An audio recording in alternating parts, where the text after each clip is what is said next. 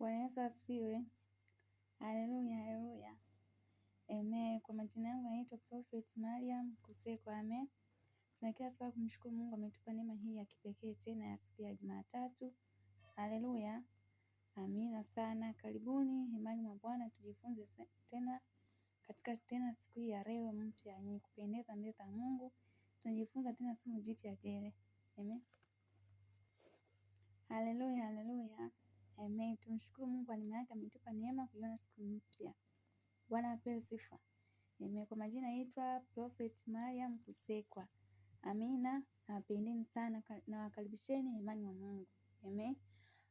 Somo letu la leo nasema kwamba tusikate tamaa. Bwana apewe sifa. Tusikate tamaa. Maana yake nini? Maana yake ni kwamba kuna wakati kweli unapitia wakati mgumu kweli, moyo umevunjika, umenyong'onyea, moyo wako umekata tamaa. Mungu anasema kwamba tusikate tamaa. Ni kweli tunapitia wakati mwingine mgumu sana ambao unafikia sehemu unaona kwamba haya maisha kweli ustahili kuishi dunia, lakini nakwambia dada yangu, mama yangu, unastahili katika hii dunia kuishi. Amen. Endapo tu pale maisha yako kimkabidhi Mungu. Hata ambayo umeokoka, ni kweli kuna wakati unapitia wakati mgumu. Huo wakati mgumu unaopitia huo, kubali utumikie, kwa sababu hakuna kitu huwa kinakuja kwenye maisha yetu bila faida. Kuna wakati unapitia wakati mgumu kabisa ambapo unataka kuvunjika moyo, kukata tamaa. Lakini wakati ukipita kuna faida ambazo utaachiwa kwenye wakati huo. Bwana apewe sifa. Kwa hiyo katika maisha haya ukitaka ili ukomae kiroho, lazima upitie changamoto. Ili maisha yako yawe mazuri, lazima upitie changamoto. Pasipo changamoto huwezi maisha yako kuona kwamba ufocus, kwa sababu utakuwa umekaa tu huoni chochote ambacho cha kuconfuse kufocus. Bwana Yesu asifiwe. Tusikate tamaa. Ni kweli kuna wakati mwingine umevunjika moyo, binti wenzangu. Hebu simama sasa, ambaye kijana wenzangu ambaye uko katika maisha ya dhambi, ambaye mama yangu anaishi maisha ya dhambi, njoo kwake Mungu aje akupumzishe, akutie moyo, kwa sababu Mungu ndio mfariji mkuu.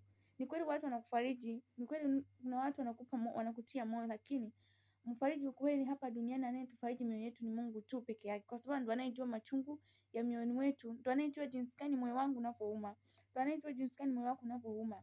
Hebu njoo kwake Mungu sasa, ambaye unaishi maisha ya dhambi.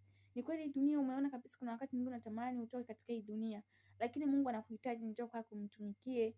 Bwana Yesu asifiwe. Tusikate tamaa. Ni kweli kuna wakati mwingine unavunjika moyo kabisa. Unasema kweli mimi hiki kitu stahili, nini unastahili. Ila kuna wakati ambao utakuja ufurahie, utaanza kutekelea tu, nasema nikikumbuka ule wakati uliopita nilikuwa napitia wakati mgumu.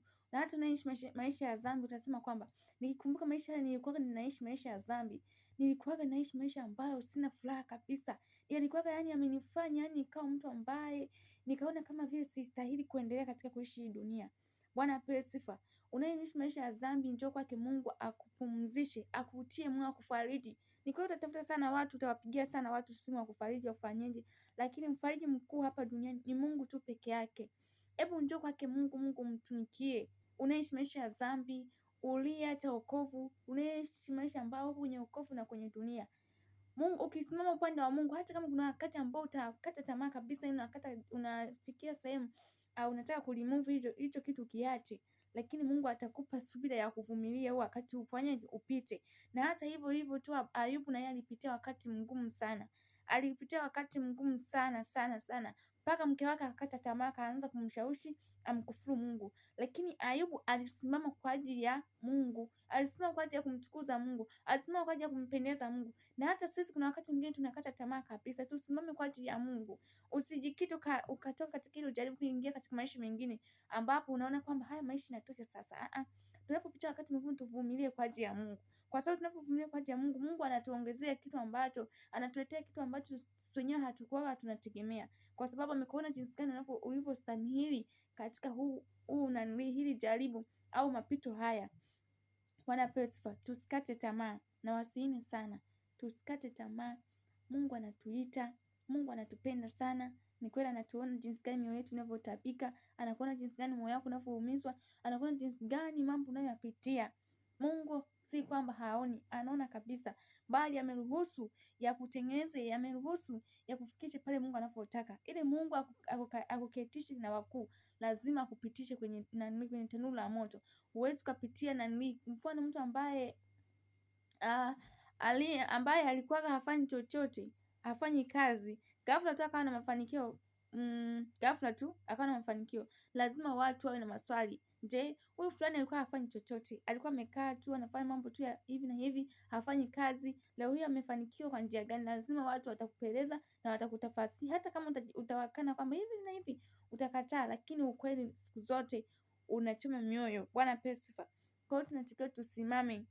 Amen. Ni kweli wakati mwingine wokovu unaona kabisa kama vile ni kukata tamaa, unataka kuvunjika moyo unayopitia katika kwenye wokovu.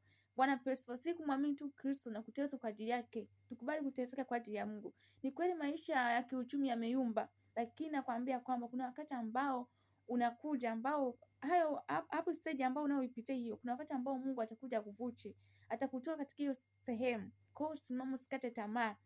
Jikakamue, kwa sababu huwezi kufika sehemu pazuri pasipo kupitia mapito, maumivu makali.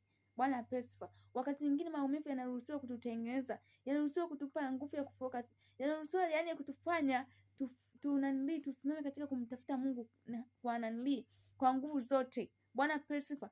Lakini watu leo hii tungekuwa tunapitia tu maisha yote furaha tu kila siku, furaha tu kila siku, unafikiri watu wangekuwa namtafuta Mungu? Hapana, kwa sababu Mungu waka anaruhusu haya majaribu yatukute ili kusudi tumgeukie yeye. Mungu pale ambapo sisi tunapokata tamaa, yeye anajitwalia utukufu. Pale ambapo wewe umeona kabisa umefika mwisho, Mungu ndipo anapoanzia. Pale mimi anapoona Mungu nimefika mwisho, ndipo Mungu pale anapofanyaje? Anapoanzia. Kwa hiyo kuna wakati mwingine Mungu anaruhusu hayo ili kusudi yatukumbushe kwa ajili ya kumtafuta Mungu. Bwana apewe sifa. Amen. Tasoma katika Efeso sura ya 3 mstari wa 13, nasema kwamba basi naomba msikate tamaa kwa sababu ya dhiki zangu kwa ajili yenu zilizo utukufu kwenu. Bwana apewe sifa. Neno la Mungu linasema kwamba, nitarudia, Efeso sura ya 3 mstari wa 13, nasema kwamba basi naomba msikate tamaa kwa sababu ya dhiki zangu kwa ajili yenu zilizo na utukufu kwenu.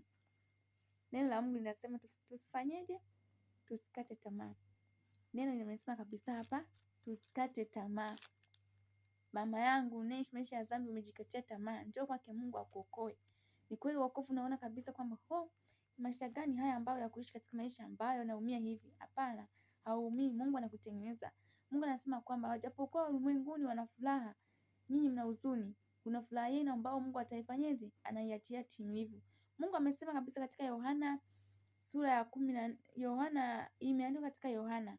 Bwana pesa amesema kwamba ombeni nanyi furaha timilifu. Imeandikwa katika Yohana Ufunuo. Imo katika maandiko matakatifu yanasema kwamba ombeni nanyi mtapewa furaha timilifu. Soma Yohana. Bwana pesa. Mungu amesema kabisa tuombe. Imo katika Yohana sura ya 5 mstari ukaendelea katika Ufunuo. Bwana pesa. Mungu amesema tuombe furaha timilifu. Furaha ya kweli inatoka kwa Mungu tu. Bwana pesa. Ni kweli unapitia wakati mgumu, unatamani ufanye kitu, uende ukafanye usherati ili kusudi ufurahie, uende ukafanye nini, ukanywe mapombe, ukafanyeje, yale machafuko yote ya duniani ili kusudi upate furaha. Wakati unaopitia nakwambia eti hautapata furaha, badala yake utazidi kujiumiza zaidi na zaidi. Hebu njoo kwake Mungu akuokoe. Njoo kwake Mungu akuokoe. Mungu akufariji. Mfariji wetu mkuu ni Mungu tu peke yake. Ni kweli unatafuta kitu cha kukufanya ufurahie, lakini nakwambia hicho kitu kitatoweka tu. Njoo kwake Mungu akupe furaha timilifu. Bwana pesa. Mungu anasema kwamba nanyi mmeona machozi yenu, nitawapa furaha hakuna mtu atakayeiondoa. Mungu amesema kabisa atatupa furaha ambayo hakuna mtu yeyote atakayeiondoa. Wakati wa Mungu ambao Mungu akiruhusu na kuwa na kicheko, hata kama watu watafanya mambo ambayo yakufanya usifurahie, lakini utazidi kucheka tu ndani mwako kwa sababu Mungu kashaachilia furaha ndani. Ameona jinsi gani ulivyotabika, umeumia vya kutosha. Mungu akaja kuganga moyo. Moyo wako ukigangwa na Mungu, hakuna mtu yeyote awezaye kuja kuumiza. Lakini moyo wako ukitafuta kutibu kwa vitu fulani, lazima utakuja tu tena uumizwe. Kwa sababu gani? Hauna ulinzi. Mungu ndiye anayelinda mioyo yetu. Njoo kwake Mungu akutie nguvu, akufariji. Unaishi maisha ya dhambi, we mama yangu, kijana wenzangu, shangazi yangu, hapo naye niangalia, njoo kwake Mungu. Mungu anakuhitaji. Anakuhitaji akutengeneze, anakuhitaji akufinyange. Ni kweli kuna wakati mwingine umemwomba Mungu mambo ambayo hakutendea, lakini bado hajakutendea.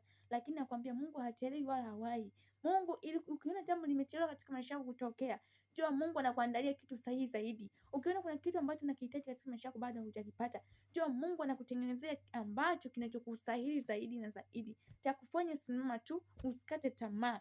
Ni kweli kuna wakati unatamani hicho kitu ukipate kwa wakati wako unaotaka, lakini nakwambiaje, hebu subiri kwa wakati wa Mungu, ndio wakati sahihi zaidi. Kama jinsi Sara alivyosubiri miaka mingi, bado hajapata mimba, bado hajabeba mimba, hawana mtoto, lakini Sara alivumilia. Ni kweli kuna wakati mwingine alifikia sehemu akakata tamaa, lakini hakumkufuru Mungu kwenda kwa waganga kutafuta mtoto. Hakumkufuru Mungu, lakini alisimama tu kuvumilia. Kwa sababu gani?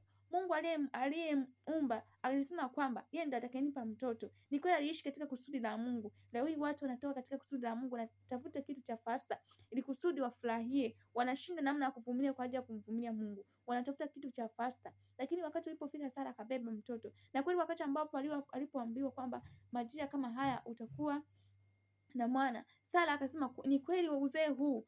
Ni kweli kuna wakati mwingine unaona kwamba umri unaenda, unaona kabisa muda unaenda, kitu unachokitaka, unaona kabisa umri unaenda, lakini nakwambia kitu kwake Mungu atakupa subira. Mungu amesema katika Luka sura ya 21 mstari wa 19, kwa subira yeye mtaziponya nafsi zenu. Hebu subiri wakati wa Mungu sahihi. Tusubiri wakati wa Mungu sahihi. Ni kweli mioyo yetu imejaa mengi sana, tunahitaji mbele za Mungu.